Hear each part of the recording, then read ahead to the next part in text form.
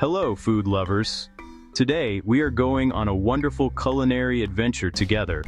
We are going to explore a very special and delicious type of meat called grasscutter. You might also know it as the cane rat. Now, don't let the name put you off. This isn't a rat you would find in the city. Grasscutter is a large rodent that lives in the beautiful grasslands and cane fields of Africa. It eats only fresh grass and sugarcane, which is why its meat is so clean, tender, and full of amazing flavor. It's a true delicacy that has been enjoyed for generations, and I am so excited to share it with you. Grasscutter is incredibly popular in many parts of West and Central Africa, for very good reasons. People absolutely love its unique taste. It doesn't taste like chicken or beef. It has a special gamey flavor that is rich and satisfying. Think of it as something wonderfully earthy and natural. This meat is also a fantastic source of protein, which is great for our bodies. Families often cook it for special occasions like weddings, festivals, or when important guests come to visit. It's a dish that brings people together and turns a simple meal into a celebration of flavor and tradition. One of the best things about cooking with grasscutter is how versatile it is.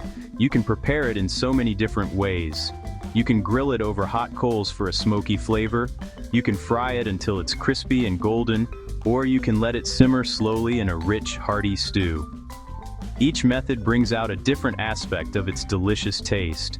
For many, the smell of grasscutter stew bubbling away on the stove is the smell of home, of comfort, and of happy memories shared around the dinner table. It's more than just food, it's a piece of culture. So why should you try cooking grasscutter? Because it's an opportunity to try something new and exciting.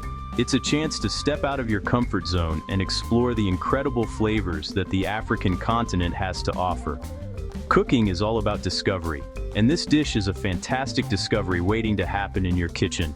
I promise that with a little bit of guidance and a whole lot of love, you can create a truly memorable meal that will wow your friends and family. Let's get ready to make some magic. Before we start cooking, we need to gather all our wonderful ingredients and tools. It's like preparing our paints before we create a beautiful picture. For our delicious grasscutter stew, you will need one whole grasscutter, which has been properly cleaned and cut into pieces. You will also need 2 large red onions, finely chopped. We need about 4 ripe, juicy tomatoes and 2 red bell peppers, all blended into a smooth paste. For that lovely kick of heat, you will need 1 or 2 Scotch bonnet peppers. Remember, you can use less if you don't like it too spicy. And of course, you will need a little vegetable oil for frying. Now, let's talk about the spices that will make our stew sing with flavor. These are the secret to making the dish truly special. You will need about 3 cloves of garlic and a thumb-sized piece of ginger, both crushed or grated. We will also use 1 tablespoon of curry powder and 1 teaspoon of dried thyme. These spices add warmth and a beautiful aroma. Don't forget your stock cubes. 2 or 3 will be perfect for adding a deep, savory taste. And finally, you will need salt to taste. It's always best to add a little at a time and taste as you go. For our kitchen equipment, we don't need anything too fancy. The most important tool is a large, heavy-bottomed pot or casserole dish. This will ensure our stew cooks evenly without burning at the bottom. You will also need a good, sharp knife for any extra chopping and a sturdy chopping board. A wooden spoon or a spatula is essential for stirring everything together and making sure all those lovely flavors get to know each other in the pot. We will also need a blender to make our smooth tomato and pepper base. And finally, have some bowls ready for your ingredients to keep your cooking space organized and clean. A quick Seba's tip before we move on. When you get your grasscutter meat, it's a great idea to marinate it for at least an hour before you start cooking. You can make a simple marinade with some of your crushed garlic, ginger, a little salt, and a sprinkle of your curry powder. Just rub this mixture all over the meat pieces and let them rest. This step is like giving the meat a little spa treatment. It helps to tenderize the meat and allows it to soak up all those gorgeous flavors right from the very beginning, making your final dish even more delicious. Alright, our ingredients are ready, our kitchen is prepped, so let's get cooking. The very first step is to prepare the grasscutter meat. If you haven't marinated it, now is the time to season it well with salt, a stock cube, and some of your chopped onions. Place the seasoned meat in your large pot, add just enough water to cover it, and bring it to a boil. Let it cook for about 20 to 30 minutes. This process is called parboiling. It helps to soften the meat and creates a wonderfully flavorful stock that we will use later. Once it's done, drain the meat, but remember to save that precious stock. Now for the fun part where we start building our flavors. Place your pot back on the stove over medium heat and add a few tablespoons of vegetable oil.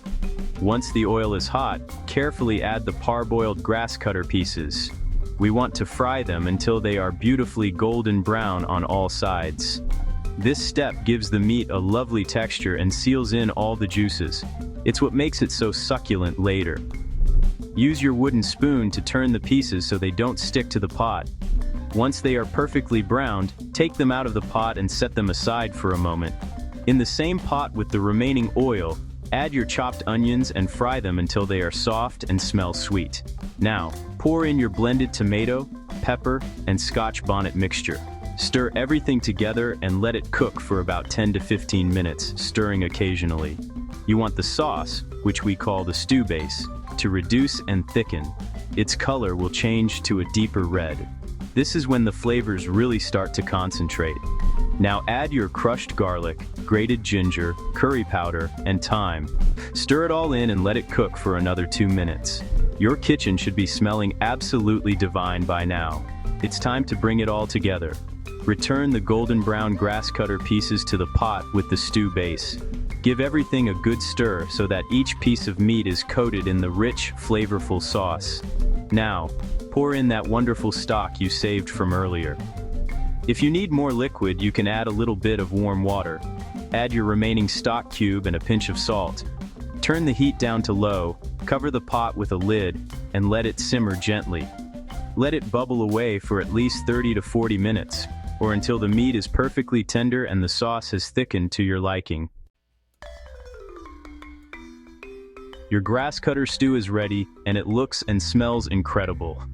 Now, let's talk about how to serve this masterpiece to make it a complete and satisfying meal. The rich, thick stew is perfect for pairing with a variety of starchy side dishes that can soak up all that delicious gravy. A classic and wonderful choice is fluffy white rice.